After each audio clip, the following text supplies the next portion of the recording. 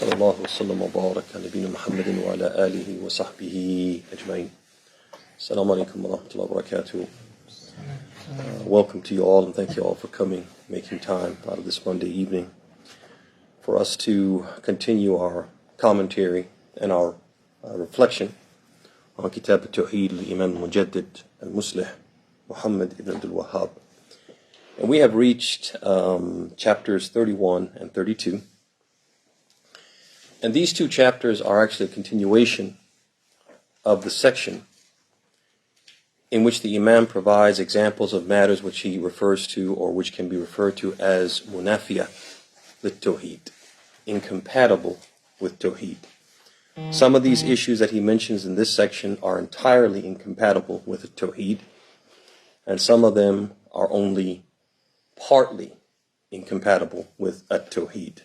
So some of them will completely nullify a person's Tawheed if they engage in them, and some of them will diminish it without totally nullifying it. And these two chapters, chapters 31 and 32, represent the beginning of a subsection within that greater section. And in this section, what the Imam does is he cites a number of a'mal al-qalbiyah. A'mal al-qalbiyah. Literally, actions of the heart. So he's entering this section where he's going to talk about a'mal qalbiyah, actions of the heart, which are equivalent to what we would call in English as emotions or feelings. And the Imam, he cites these examples of these emotions or feelings or heart actions or actions of the heart to teach us a few things. Number one, the Imam wants to teach us that the heart acts. It performs actions. Number two, not only does it act, but its actions are actually of primary importance. And the actions of the limbs are of secondary importance. That what we do on the outside is secondary to what we do on the inside. And the proof for that, there's a number of different proofs that we could look at. So for example, we look at the Quran. Allah subhanahu wa ta'ala says, فَإِنَّهَا لا تعمل أبصار التي لا تعمل أبصار ولكن تعمل قلوب التي في الصدور. So he says in Surah Al-Hajj, he says it is not the eyes that experience blindness, but rather it is the hearts and the breasts that lose sight. Basically, it's not the fact that you can't see with your eyes that's really a bad thing. It's when you can't see with what? With your heart. When you can't distinguish truth from falsehood, when your life is not guided by Iman, when you have no criterion to determine between what is right and what is wrong. That's the true blindness. That's what Allah is saying, right? Showing you that the heart is of primary importance to what? To the limbs, to the body, to the physical. The spiritual is of primary importance to the physical. Another proof is the famous hadith in which the Prophet ﷺ, he said, إِنَّمَا الْأَعْمَالُ بِالنِّيَّاتِ وَإِنَّمَا لِكُلِّ امْرِئٍ مَا نَوَى. He said, actions are but by intentions. And every person will be rewarded or punished for his deeds based upon his or her intentions, their motives. So look at that. You could do everything perfect on the outside. And if the inside isn't right, the deed will be what? It not only will it not be rewarded, it may actually cause you to be what? Punished. Like we have the famous hadith where the Prophet ﷺ talked about the first three people who will be punished on the day of resurrection. Well, who are those three people? A scholar. A charitable person. A person who was a philanthropist. And a person who was a martyr. Now when you look at their deeds from the outside, what do you say? These are the best deeds you can do. But because they didn't have the right inside, it not only didn't get them a reward, it got them what? Punished. Not just punished, they were the first ones to be punished. You guys see that? طيب.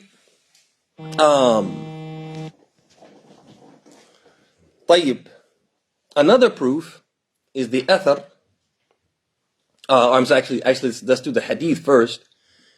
The hadith of Nu'man bin Bashir, in which the Prophet ﷺ, he said, أَلَا فِي الْجَسْدِ مُضْغَةٍ إِذَا صَلَحَتْ صَلَحَ الْجَسَدُ كُلُّهُ وَإِذَا فَسَدَتْ فَسَدَ الْجَسَدُ كُلُّ أَلَا وَهِيَ الْقَلْبِ. He said, certainly there is in the body a lump of flesh. If it is upright, if it is sound, if it is pure, if it is clean, the actions will be what? Will be good. And if it is foul and corrupt, the actions will be what? They'll be foul and corrupt. And it's the what? It's the heart. Meaning that the heart is actually what? Is the leader, and the limbs just do what? They follow what the heart does. And this is driven home, this point is driven home by the athar of Abu Hurairah, who explains or expands upon this hadith. He says, Al-qalbu huwa al-malik, wal-a'ba junuduhu. He said the heart is the king of the body, and the limbs are its obedient soldiers. فَإِذَا طَابَ الْمَلِكِ. So if the king is good, if he's upright, if he's righteous, طَابَ جُنُودُهُ. His soldiers, his subjects will be what? They'll be obedient, they'll be good, they'll be upright, they'll do good things. And if the king is corrupt, إِذَا خَبُثَ الْمَلِكِ خَبُثَ جُنُودُهُ. Then his subjects, they'll be corrupt just like him. You guys see that? And so all of those examples drive home the point, or one of the points that the Imam is teaching us, is that the actions of the heart are what? Of primary importance. That if I stand and pray, may Allah protect me from this. I stand and pray, and I pray perfectly, but I pray with the intention of what? Trying to impress all of you.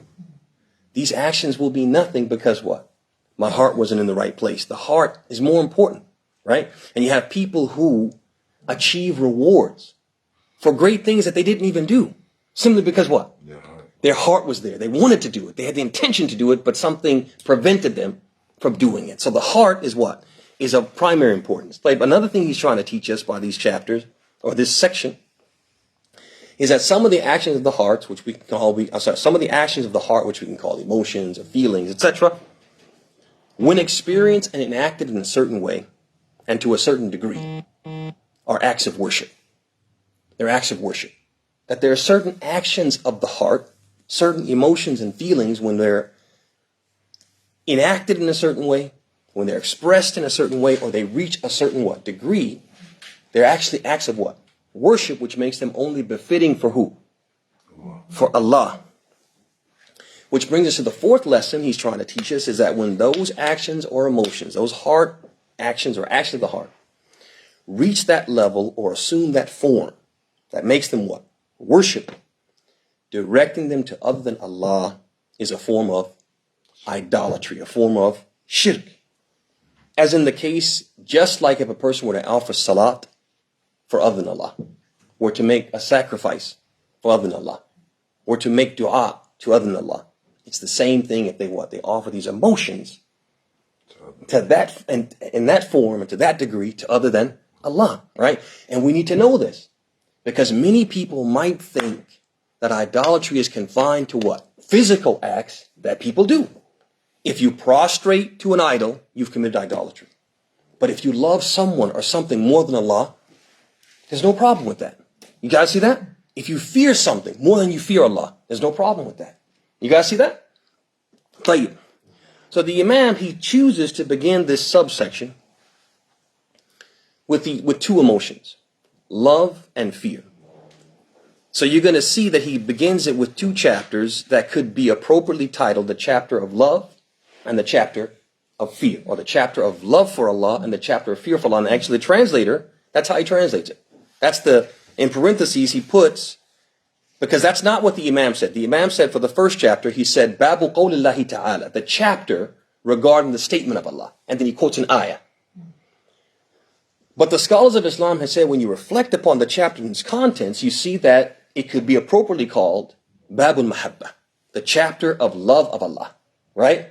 And the next chapter, he says, Babu qawlillahi ta'ala, right? The statement or the chapter regarding the statement of Allah. And he mentions what? Another ayah. But when you look at the contents again, you say, yep, what you could appropriately entitle this chapter, Bab al-Khawf, the chapter of the fear of Allah. You guys see the page? I see everybody flipping back and forth. Mm-hmm. It's 114 is when we're starting, but you don't need the book right now. I'm just giving you guys again an overview. طيب. So he begins this subsection with these two emotions, love and fear. Anybody want to guess why that is? he could begin with, which he ultimately talks about, a tawakkul, reliance on Allah. Right? There's another, go ahead. Well, those things are forms of worship. Well, definitely, so is a tawakkul. So why didn't he start with tawakkul? Oh, I'm sorry. Go ahead. No, you're right. Go ahead. I just, No, that's a good try. I want to know. I wasn't trying to shut you down or anything. Wasn't like that. It's a good try. I want to learn. Hey. So he mentions these other emotions. Like I said, it's a whole subsection. There's several of them. But he starts out with what? Al-muhabba, love. And then what? Al-khawf. Anybody want to take a stab at it? Anybody? Shot in the dark. Why do you think? Love and fear. If you were here on Wednesday, you have an inside. Is it something like for you to keep the balance? That's not bad. Keep the balance is not bad. It's more sincere if you do something because you love somebody than if you fear somebody. But he mentions both of them. Love and fear. You did love first. Yeah, but why does he start the section with love and fear? That's what I'm trying to say. Both of those in particular. And he coupled them together. Whereas he could have said love and then said a tawakkul, then said fear. He could have said a tawakkul, then said love, then said fear. He could have said it fear, tawakkul, love. But he says love and then fear. Why do you think these stood out? And then there's other emotions as well that he mentions. He could have started with any one of those. But he chose to start first for tafadali. Because they're two of the most strongest emotions. Very close. The bullseye is here and you're like right here. Love is a more stronger emotion. That's what she said. You got to give me a little better than that to get on that bullseye. Huh? You're on the bullseye. Yeah, it's easier to love than it is to fear. Okay, but he mentioned together that you got to look at these as together. Why did he mention these two together? I would say because they're more influential on the heart. That's it. That's it. That basically basically love and fear, along with a third emotion, which is hope, right? These are the most critically important emotions in relationship to what? Faith and worship. They're the most important and critical in terms or in relationship to faith and worship. Love, hope, and fear. To the point that Ibn Taymiyyah, he refers to these three emotions as muharrikat al-qulub. Muharrikat al-qulub. Basically, the heart's what? Machinery. The thing that makes the heart what? Go. In terms of what? In terms of the heart moving towards who? Towards Allah. Moving on the path of Allah. The machinery that makes it go towards Allah are these three what? These three emotions. Love, hope, and fear. Love, the reason why it's the first one is because it's the most important and essential. It's the foundation. It's the foundation of faith. It's the foundation of worship. Everything goes back to what? To loving Allah. And it's the only one of the other two, it's only one of the three, I guess, which is independently desirable.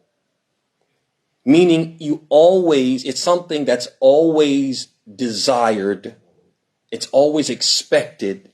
It's always demanded from us that we love Allah. So if you look at in the hereafter, will the people be afraid of Allah? No, they won't be. You see that? Allah says, "Ala inna awliya Allahi la khawfun alayhim wa lahum yahzanun." He says, certainly, the near and dear ones to Allah on the day of judgment, they will have no fear, and they won't be what? They won't be sad. So when they reach the day of judgment and they enter paradise, fear will go away. Hope will go away. What will remain? Love. You guys see that? That shows you that what? It's desirable, regardless of the time, regardless of the place, it's independently desirable. It is the crux of everything. Love, right? And he calls love, Ibn Taymiyyah, he says love is the engine. It's the engine. It's the engine that what does what? That drives the heart, makes it what? Makes it go. It's what makes it go. And it goes at the pace, of the strength of that what? Love or its weakness. So we what? We go faster towards Allah, the more we what? We love Allah. The less we love Allah, you find ourselves what? Dragging ourselves. You see that? So it's the engine. He mentions the second muharrik, The second, part of that machinery is fear. And what does fear represent? He said it represents these what? These barricades on the path. Barricades that keep us from doing what? Veering off the path. That you're on the path towards Allah. And there's temptations. There's an exit, right? Where they have what? They have things that are tempting. Tempting to make you leave the path, veer away from the path, towards something other than Allah or something displeasing to Allah. As you are tempted to go towards those things, what happens? Fear. There's a barricade. Maybe there's like an electrified fence. That keeps you what? On the path. What that fence represents is what? Fear. The fear of Allah keeps us from what? From veering off the path. From veering off the path. Then he says, last but not least, hope. Hope is the third muharrik. Hope is the third one. And what is hope? Hope, he calls it al-qa'id. It's the guiding force which propels the person what? In a forward direction so he doesn't go what? Backwards. It's almost like a carrot on a what? A carrot on a stick. Right? There's something that you what? You hope to attain. And so you keep what? You keep going what? Forward. And that's why these three emotions are the most important. And why the Imam likely began this subsection where he's talking about these emotions and acts of the heart with love and fear. So in these two chapters, what does the Imam aim to prove? He aims to prove that love and fear are acts of worship. That's the first thing he wants to make clear to us, that they're acts of worship. And in their most complete and perfect form, they should only be offered to Allah.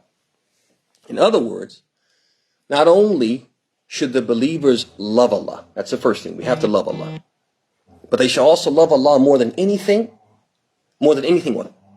More than anything else. They should also love Allah more than anything else. And their love for things besides Allah, as we're going to see, it's okay to love other things. We're going to talk about that. Because if you start saying, okay, if it's worship, then that means we should only be able to offer to Allah. But that's the thing about what? These emotions. Is that they're suitable to be offered to other than Allah, but what? In a certain form, in a certain degree. And we're going to talk about that. But when we do offer these emotions like love to other than Allah, that love of other people and other things should be governed and guided by what? By our love for Allah. Let me say that again. That when we do love people and things besides Allah, that love of those people and things, if we're believers, should be governed and guided by our love for what? Allah. For Allah. And this is the meaning of the hadith attributed to the Prophet, in which he was reported to have said, لا يؤمن أحدكم حتى يكون هواه تبعا لما جئت به. He says, none of you truly believes until his desires are subservient to that which I brought. In other words, he loves what Allah loves. And what the Prophet said, Allah loves. And he hates what Allah hates, and what the Prophet said, he what? He hates. It's also similar to the meaning of the statement of Ibn Abbas, which is quoted actually in the first chapter, the love of Allah, in which he said, Al-hubbu fillah. He says, Man ahabba fillah, wa abghada fillah, wa wala lillah, wa aada lillah, fa innama tunalu walayatullahi bidhalik. ولن يجد عبد طعم الإيمان وإن كثر صلاته وصومه حتى يكون كذلك. إلى آخر الحديث, he said, or the athar, he said, he who loves for Allah's sake and hates for Allah's sake, befriends for Allah's sake, and is hostile for Allah's sake, only in this way can Allah's intimate friendship be attained. When you love for Allah's sake and hate for His sake, befriend for His sake, and will unfriend for His sake. This is when you'll taste what? This is when you'll this is when you'll achieve Allah's intimate friendship. Then he says, none will taste the sweetness of faith, even if he prays often and fasts abundantly, until he is like this. So a person can pray all day. Fast all day. Pray all night. And he won't taste the sweetness of faith until what? Until he learns to love for Allah and hate for Allah. Then he says, Nowadays, most people's relationships are on the basis of worldly considerations, meaning I'm this person's friend for reasons that have nothing to do with what? Religion. In fact, if I was basing my relationships upon religion, I couldn't be this person's friend. You guys see that? You have people who are very, very close, intimately close with non-Muslims. Intimately close. They call them their friend. They might even call a non-Muslim their best friend. They might be on the phone and texting and in contact with a non-Muslim more than they are with what? With Muslims. More than they are with their own family. Right? They're that close to a non-Muslim, and Allah subhanahu wa ta'ala says, لا تجد قوما يؤمنون بالله واليوم الآخر يوادون من حاد الله ورسوله ولو كانوا آباءهم أو أبناءهم أو إخوانهم أو عشيرتهم. He says you won't find people who truly believe in Allah on the last day showing love and affection to people who what? Who oppose Allah and His Messenger, even if they were their own what? Fathers and sons and brothers and kindred. You have the verse where Allah subhanahu wa ta'ala says, يَا أَيُّهَا الَّذِينَ آمَنُوا لَا تَتَّخِذُوا عَدُوِّي وَعَدُوَّكُمْ أَوْلِيَاءَ تُلْقُونَ إِلَيْهِمْ بِالْمَوَدَّةِ. O you who believe, don't take my enemies and your enemies as friends, showing them what? Affection. And you have many verses in the Quran where Allah subhanahu wa ta'ala tells the Muslims to what? To give their allegiance to those who what? Who are believers. He says, إِنَّمَا وَلِيُّكُمُ اللَّهُ وَرَسُولُهُ وَالَّذِينَ آمَنُوا. He says, your true friends are Allah, His Messenger, and those who believe. So he's saying here, he says, nowadays you find most people, their relationships are on the basis of worldly considerations. That they're friends with people because of what? Something that's related to the dunya. That if they took the dunya out of it and they put the deen in its place, they wouldn't be what? It wouldn't even be right for them to be their friends. They might be friends with somebody who, they might be Muslim, but they do wrong things.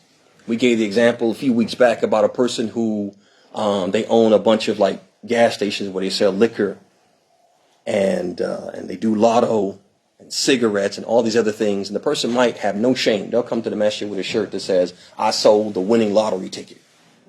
No shame. And people do what? They'll hug him up and be, oh, I ain't seen you in a long time. And come on, we need to hang out and so on and so forth.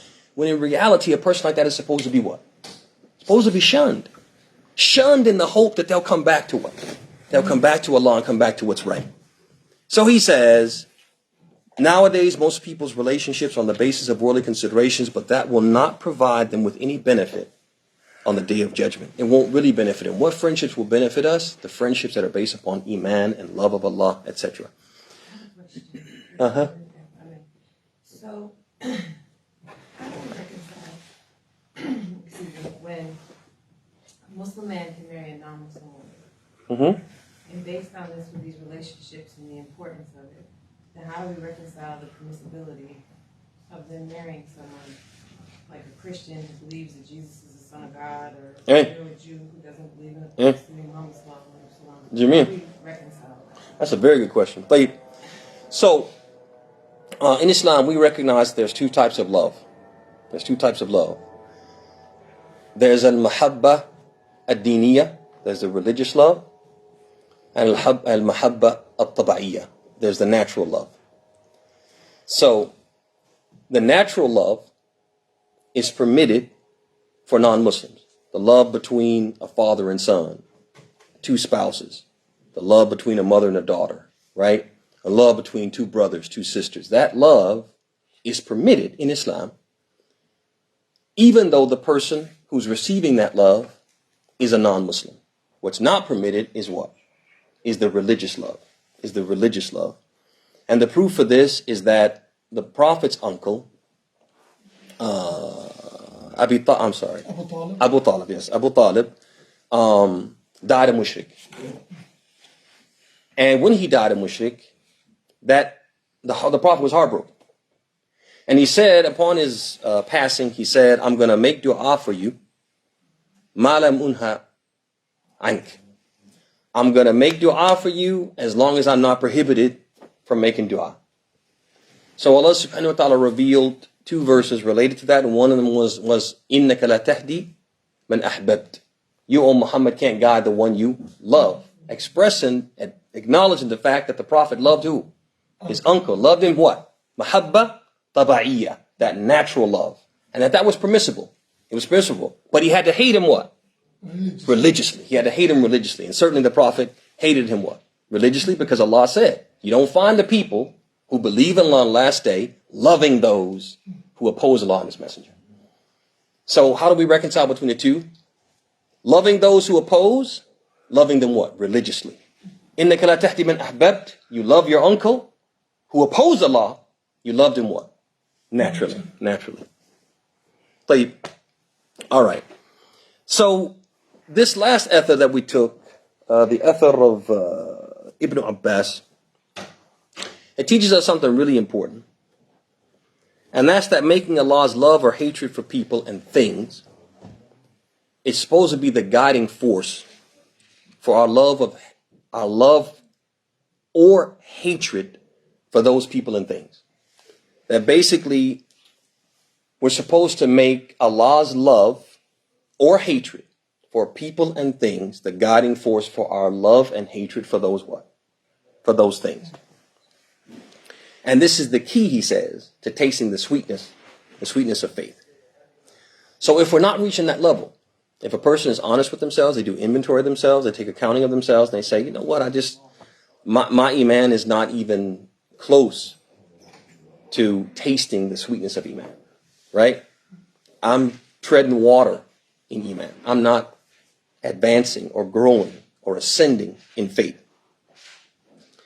One of the things that we need to look at, we need to take account of ourselves, examine ourselves, and one of the things we look at is, do we love the things that Allah hates and hate the things that Allah loves?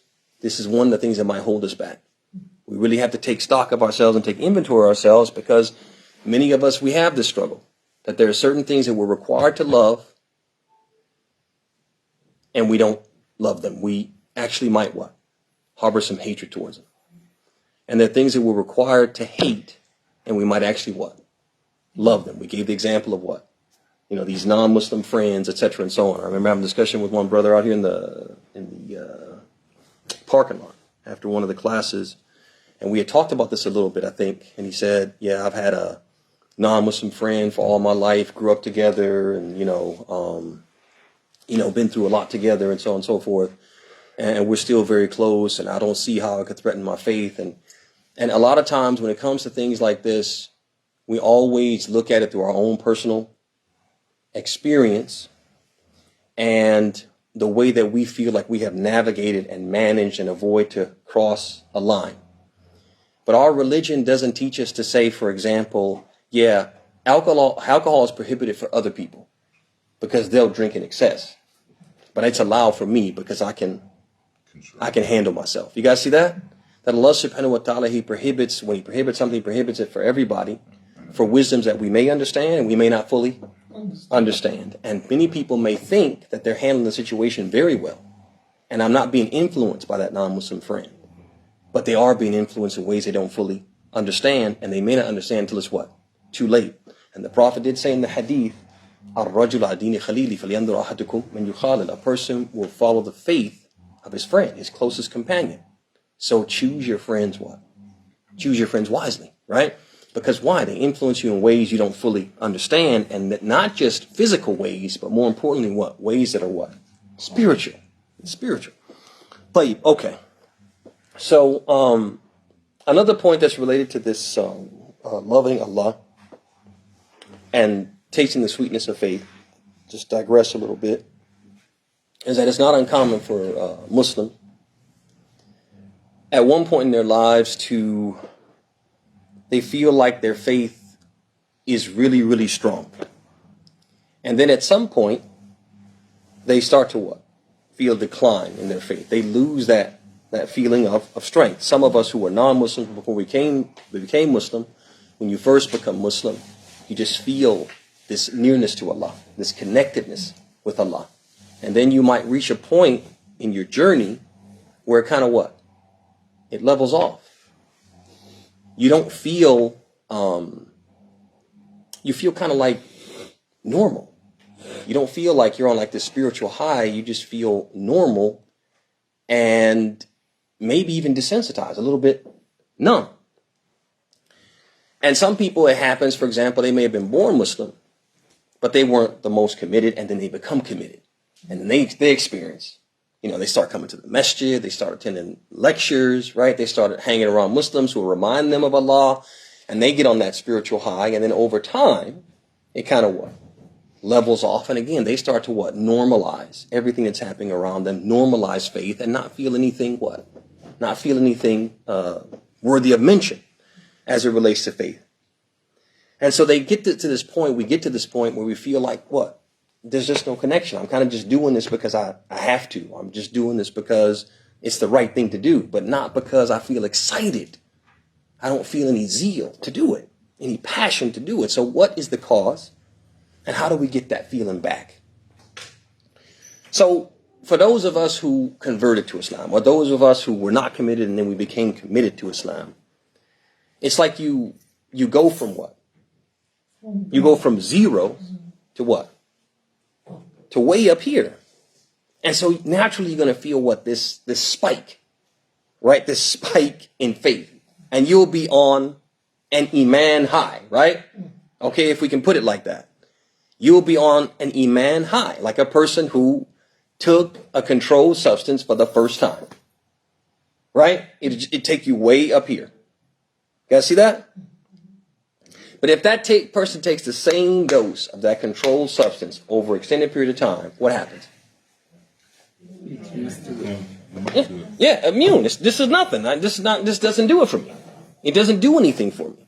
And so the same thing is true is that over time, many of us, we maintain the same level of what? The same level of practice. We're doing the same things. We came into Islam, new Muslims. There was no prayer in our life. Now we're praying 5 times a day. That's a lot. From 0 to 5, that's a lot. You feel a sense of connectedness with Allah. But then after a while, when you're only praying 5, what happens? That 5 doesn't have the same jolt and kick and provide the same what? Iman high and feeling of connectedness that it did when you were praying 0 and you went to 5. Similarly, we were reading the Quran, maybe for example, once a day, we might read 1 or 2 ayat. But when you were reading 0 Quran, 1 or 2 ayat is a lot. But pretty soon, when you're just reading 1 or 2, or maybe reading 1 or 2 every other day, once or twice a week, then pretty soon what? Yeah, it doesn't affect you.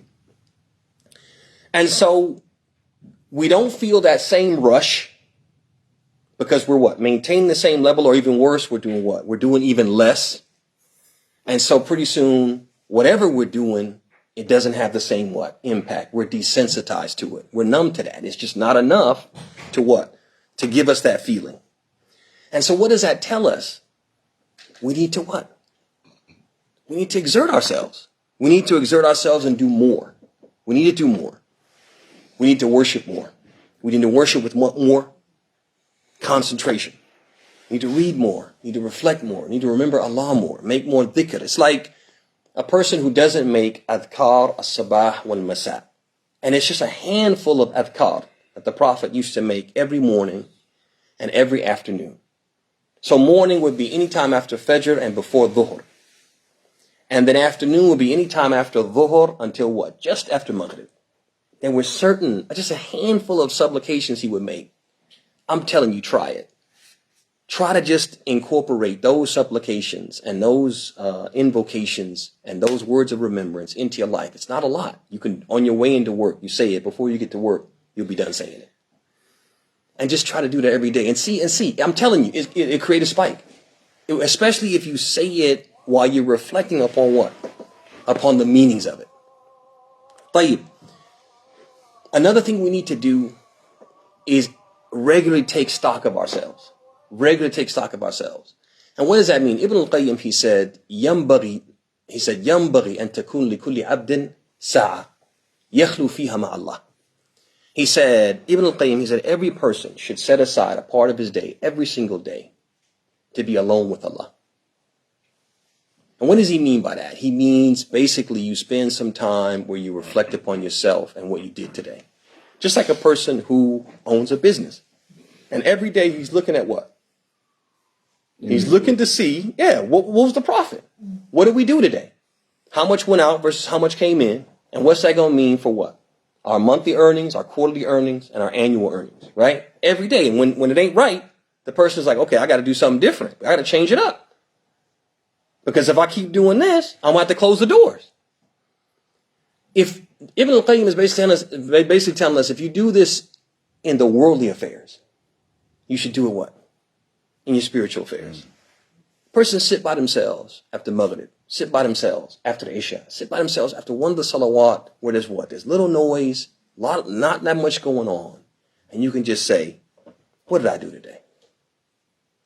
Man, I didn't make Adhkar al-Sabah. I didn't say the words of remembrance for Sabah. I was so busy, I was calling somebody on my way into work and got distracted and forgot. And then by the time I looked up and thought about it, it was already Dhuhr time. So I missed what? I missed the window. And I was so busy, I didn't pray the Sunan or Rawatib. I was rushing, so I didn't make what? The 4 before and the 2 after. Or I made 2 before and 2 after. Or I made 2 before, but I didn't make the 2 after. Right? I was sitting with those brothers and I said something negative about so-and-so. I backbit somebody. And I cheated somebody. I hurt somebody. I wronged this person. I spoke in a way that hurt this person's feelings. Whatever it is, a person does what? They do this muhasabah.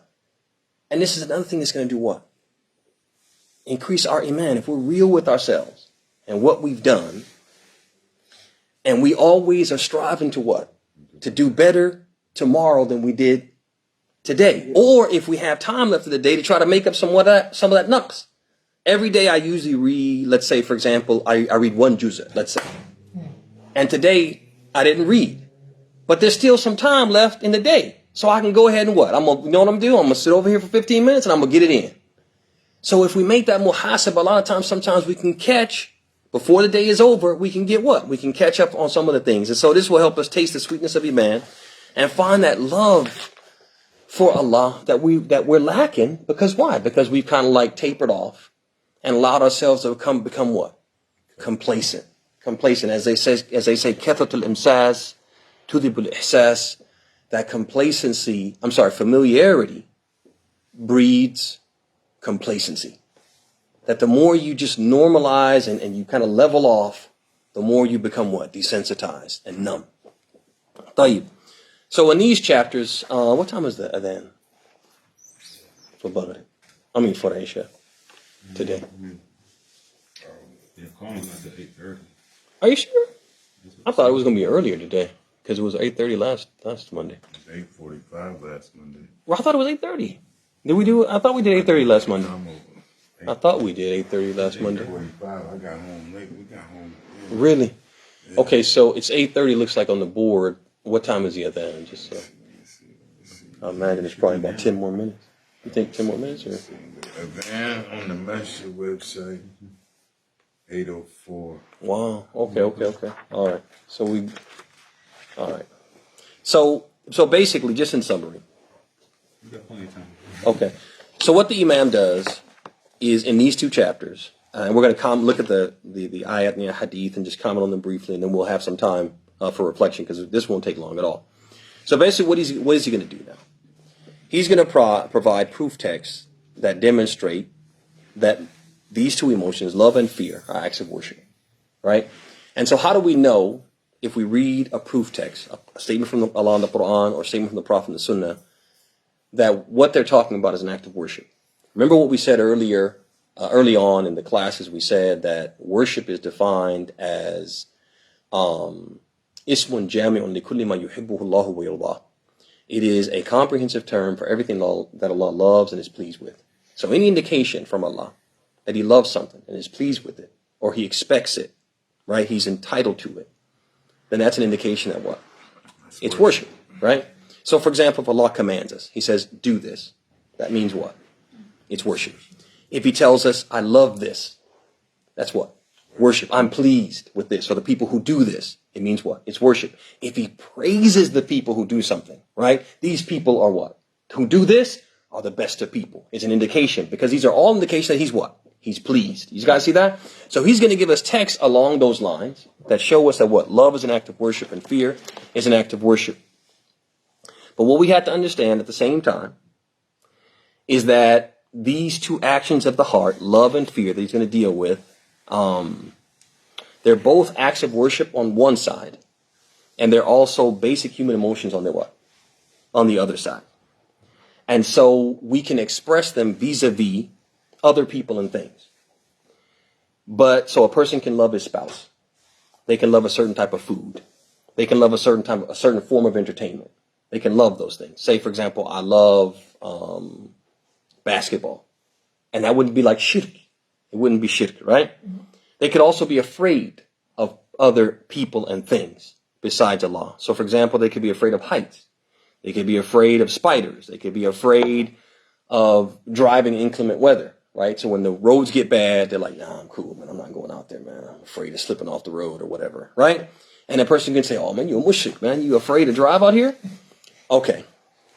So these are natural instinctive loves. These natural and instinctive loves and fears, they do not constitute what? Idolatry.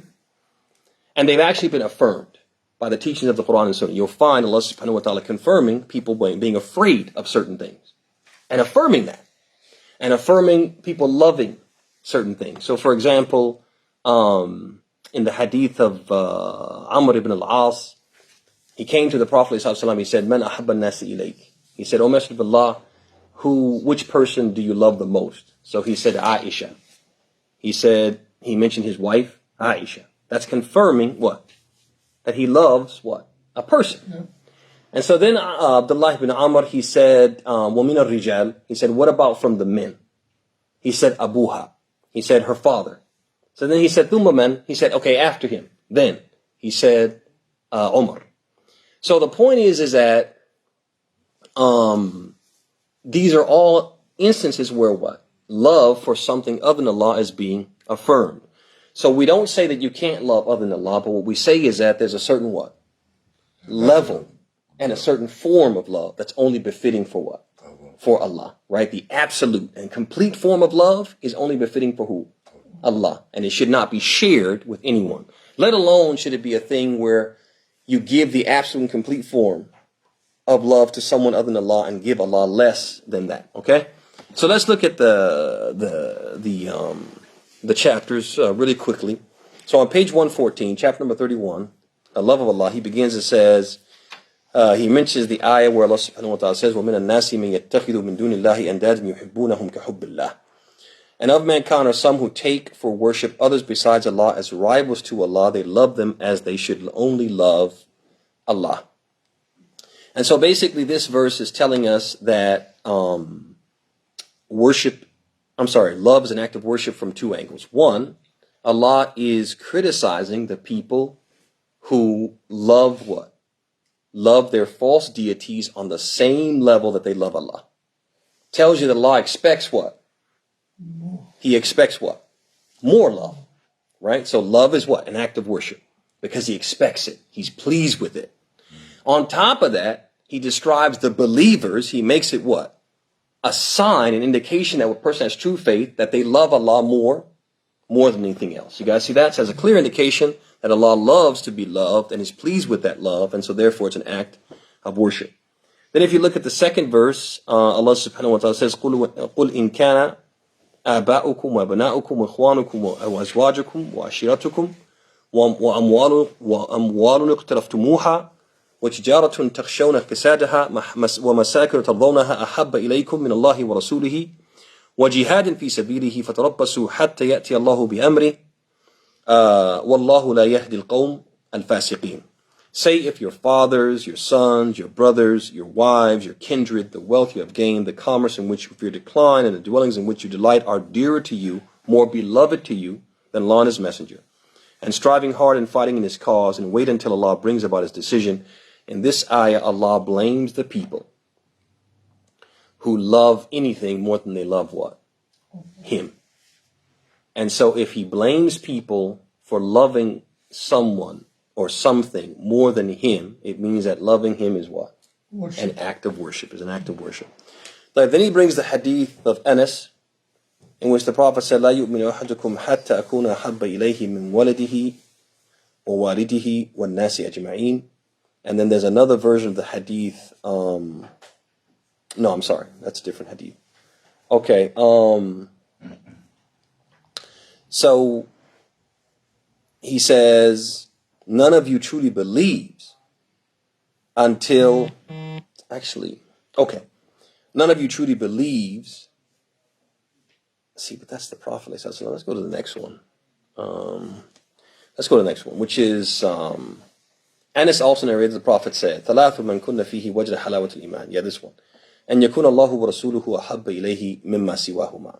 So this one is actually expanding on the previous one, and it includes Allah, which is really the shahid, the one that's pertinent. That basically he's saying that a condition for a person to taste the sweetness of faith, right, which is something praiseworthy. Allah is praising the people who do this, which means what? It's an act of worship. It's something that pleases Him. Is that they love Allah and His Messenger more than what? Anything else. That means it's an act of worship. طيب, in another version, he said, لا يجد أحد حلاوة الإيمان حتى يحب المرء لا يحبه إلا لله. So that also teaches us this one. No one will find the sweetness of faith until and unless he does not love a person except what? Or he loves a person and he loves him only because what? Because of Allah. So again, that shows you that Allah subhanahu wa ta'ala loves us to what? To love for His sake. And to what? To hate for His sake. Then they bring the Athar of Ibn Abbas, which we already quoted and commented on. So that's actually the conclusion of the section regarding love, or the chapter regarding love. Then we go to the chapter of fear, and you see that the Imam, he does the same thing, right? He does the same thing, and he's going to mention certain ayahs, a certain hadith, which show that fear is an act of worship. And so, just to make one statement about fear, is that the fear that is worship is the fear that makes you obey Allah and keeps you from disobeying Allah. That's the praiseworthy fear. That's the fear that Allah expects. That's the fear that Allah subhanahu wa ta'ala wants us to have. Any fear besides that, right, is a fear that is blameworthy and could actually be what? Prohibited. So, for example, a person may be so afraid of something besides Allah that they'll do prohibited things. Or they'll be so afraid of something besides Allah that that'll make them not do the obligatory things, right? And so that fear is blameworthy. But the fear that Allah subhanahu wa ta'ala wants us to have is the fear that makes us do the right things and avoid the wrong things, right? And, so then he mentions the ayah from Surah Al-Imran, إِنَّمَا ذَلِكُمُ الشَّيْطَانُ يُخَوِّفُ أَوْلِيَاءَ فَلَا تَخَافُوهُمْ وَخَافُونِ إِن كُنتُم مُؤْمِنِينَ. It is only Satan that suggests to you the fear of his awliya, his supporters and friends. So fear them not, but fear me if you are truly believers. So here Allah orders us to fear Him. And if Allah orders us, that means He's pleased with us fearing Him. And if He's pleased with it, it makes it worship. طيب, the next one, Allah subhanahu wa ta'ala, He says, إِنَّمَا يَعْمُرُ مَسَاجِدَ اللَّهِ مَنْ آمَنَ بِاللَّهِ وَالْيَوْمِ الْآخِرِ وَأَقَامَ الصَّلَاةَ وَآتَى الزَّكَاةَ وَلَمْ يَخْشَ إِلَّا اللَّهِ فَأَسَاءُ أُولَٰئِكَ إِنْ يَكُونُوا مِنَ الْمُهْتَدِينَ. The mosque of Allah shall be maintained only by those who believe in Allah on the last day, offer prayers perfectly, and give zakat, and fear none but Allah. Notice Allah is praising the people who do these things, right? And one of them is fearing Him. Fearing no one but who? Allah. Shows us an act of worship. طيب, the next one, Allah subhanahu wa ta'ala says, وَمِنَ النَّاسِ مَن يَقُولُ آمَنَّا بِاللَّهِ فَإِذَا أُوذِيَ فِي اللَّهِ جَعَلَ فِتْنَةَ النَّاسِ كَعَذَابِ اللَّهِ. So basically Allah is describing people and criticizing them for fearing others on the same plane as they fear who? Allah. Again, so blaming someone for doing something means the opposite is worship, right? طيب, the next one is the hadith of Abi Sa'id.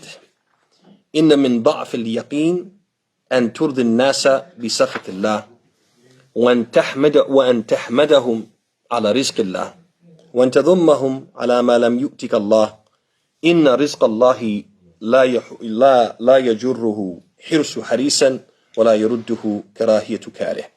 It is the weakness of certainty, complete faith, to seek pleasure of others by displeasing Allah, and to praise others for the livelihood which was provided by Allah, and to blame others for the thing not bestowed by Allah. Not even the greediness of the most greedy person can bring the livelihood of Allah, and not even anybody's aversion can prevent it. And basically, the crux of the meaning of this is that the person who fears other than Allah is being what? Is being blamed for that, which means the opposite is worship of Allah. He's praising in a roundabout way the people who what? Who don't fear anyone on the same level as Allah. And then last but not least, the hadith of Aisha, in which she says that the Prophet said, مِنَ الْتَمَسَ رِضَى النَّاسِ بِسَخَطِ اللَّهِ رَضِيَ اللَّهُ عَنْهُ وَأَرْضَ عَنْهُ النَّاسِ وَمَنِ الْتَمَسَ رِضَى النَّاسِ بِسَخَطِ اللَّهِ سَخَطَ اللَّهُ عَلَيْهِ وَأَسْخَطَ عَلَيْهِ النَّاسِ. Says, whoever seeks Allah's pleasure at the cost of men's displeasure will win the pleasure of Allah, and Allah will cause men to be pleased with him. Whoever seeks to please men at the cost of Allah's displeasure will win the displeasure of Allah, and Allah will cause men to be displeased with him. And again, the message here is that a person is so afraid of people that it causes them to what? Disobey Allah. Allah is praising the people who are so afraid of him that they'll even do what? They'll disobey the people. Right? So that's again showing that it's an act of worship because he's praising the people who do that. And with that, we bring those two chapters, or the commentary on those two chapters, to a close, and we open the floor for any questions, comments, or critiques. You kept saying page 114 is 124 in my book. Really? Yeah. It's actually 114 in mine.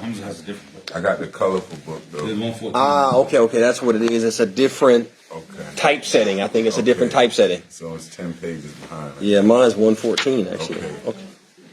164. I'm sorry, I keep telling you, 114, 114. I went to 114, like, that ain't right. That's what it is. Okay, sorry about that. Like, any questions, comments, critiques, or wants?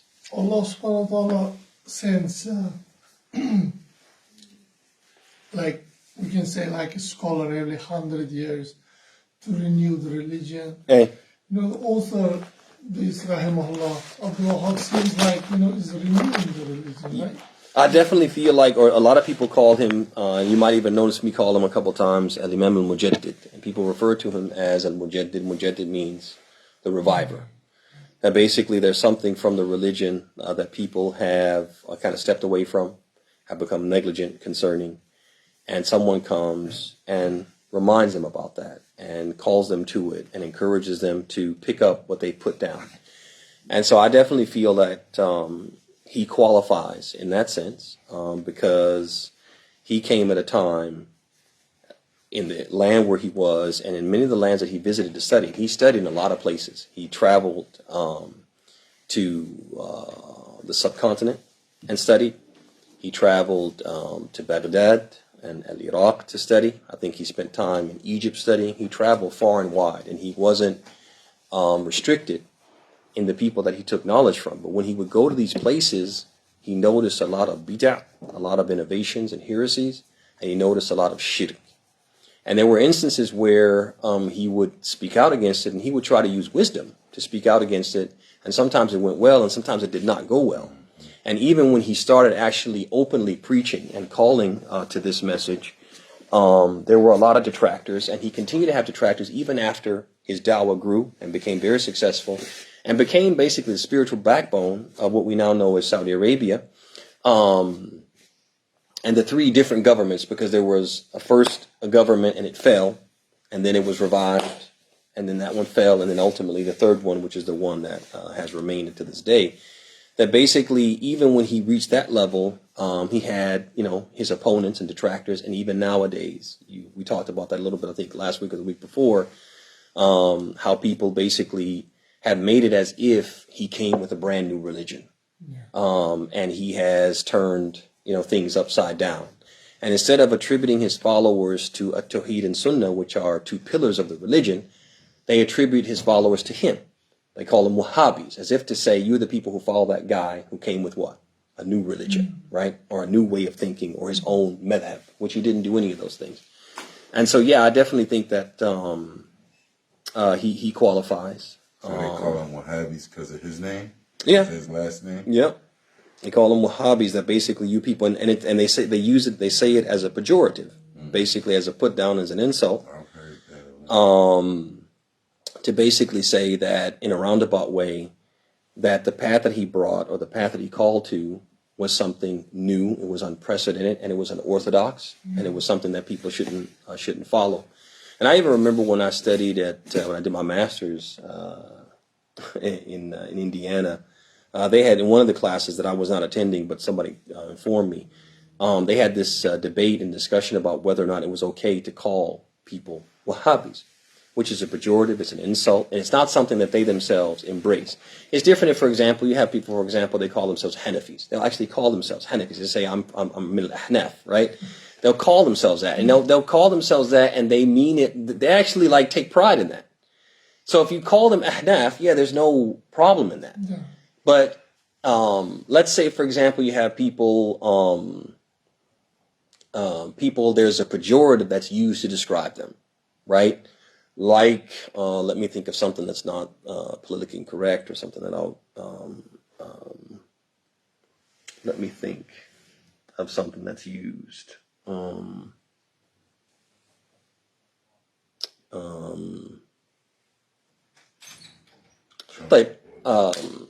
Okay, we'll take like the N-word. That's the best I can do right now. There's probably a better one I'll probably think of later. It's like the N-word. So the N-word is it's a racist pejorative, a racist epithet, and when people hear it, they feel insulted, especially when it's used by certain people. So to say in a classroom that it's okay to call people Wahhabis would be like saying it's okay to call people, even though they themselves would not call themselves that. And if they were called that, they would be what? Deeply insulted. Deeply insulted. But the actual teacher, just to go show you the level of enmity of certain people and also their ignorance. And don't be fooled by the PhDs behind their name. It's like, it's a certain level of ignorance to say to a bunch of people who are, they themselves are unsuspecting, they're bachelor's degree students or even master's degree students who are trying to learn something about Islam, Islamic culture. Many of them may be non-Muslims. They need to be studying because they want to be part of what they call NGOs, right? These organizations that work throughout the globe. They want to learn some Arabic. They want to learn something about Islamic culture, something about religion, so that when they go over there, they don't go and offend people, and also they can kind of slide on the radar, whatever their intentions may be. Al-Muhim, it's very inappropriate for a teacher with this clay in their hands to mold it in a way that creates this level of hostility for people who are just saying, want to follow Islam in its most pristine fashion and form. And at the core of that is the belief in the oneness of Allah subhanahu wa ta'ala and worshiping Him alone. And that's His message. And if you look at the book, we're almost about halfway through the book. I'm going to ask you, tell me one thing that he said that you can find fault with. One thing that he said, most of what he says is not from him. Especially when you look at just what? The chapter itself. After that, after the chapter, he'll expand on the meaning of the chapter using what? His own words. He'll say, for example, fihi masail. There are certain things, and even then he just points to things that we can what? We can extract, and that we should what? Reflect on from what? From the ayat and the hadith and the statements of what? The ulama, the reputable scholars. And so for somebody to basically say now that this person came and invented something, the question would then should then be posed to them, okay, so in your mind, at-Tawheed is a foreign concept. So what's the proof for what? A shirk. What's the proof for going to shrines? What's the proof for slaughtering animals other than Allah? And you'll find that they can't quote an ayah, right? But what they do is they give you some what? Some long explanation trying to explain away the ayat of Allah. And what does Allah subhanahu wa ta'ala say about the people who do that? He says in the beginning of the Quran, he says, هُوَ الَّذِي أَنزَلَ عَلَيْكَ الْكِتَابَ مِنْهُ آيَاتٌ مُحْكَمَاتٌ. He says, He is the one who revealed to you the book, which contains ayat muhkamat, clear, unambiguous verses which are not open to interpretation. You take them literally. Then he says, Hunna Ummul Kitabi. He says, those are the mother of the book. Meaning, those are the foundation. That's the crux of it. That's the basic meaning of the book. وَأُخْرَ مُتَشَابِهَاتٍ. And there are other ayat, which are what? They're open to interpretation. They can be interpreted more than one way. فَأَمَّا الَّذِينَ فِي قُلُوبِهِمْ زَيْغٌ. As for those people who have, he says zayg, they have a disease in their heart. فَيَتَّبِعُونَ مَا تَشَابَهَ مِنْ. So they ignore the foundational verses. And they seek after those verses which are open to interpretation. Why do they do that? Because those are the ones that can be manipulated to serve their own what? Interests. And that's what shows they have what? A disease. Because if you really wanted to follow Allah's book, you would follow what? You would follow the foundational, which is all he does. Is give you what? The foundational verses. That's what he gives you. Right? Full of verses that tell you worship Allah alone, just hammering you one after the other. And you're going to take a verse that kind of could be interpreted to say what? It's okay to what? To commit shirk. When the whole religion is based upon what? Calling people to the oneness of Allah and to at-Tawheed. He says, فَأَمَّا الَّذِينَ فِي قُلُوبِهِمْ زَيْغٌ فَيَتَّبِعُونَ مَا تَشَابَهَ مِنْهُ ابْتِغَاءَ الْفِتْنَةِ وَابْتِغَاءَ تَأْوِيلِهِ. And what do they seek by doing that? They seek to what?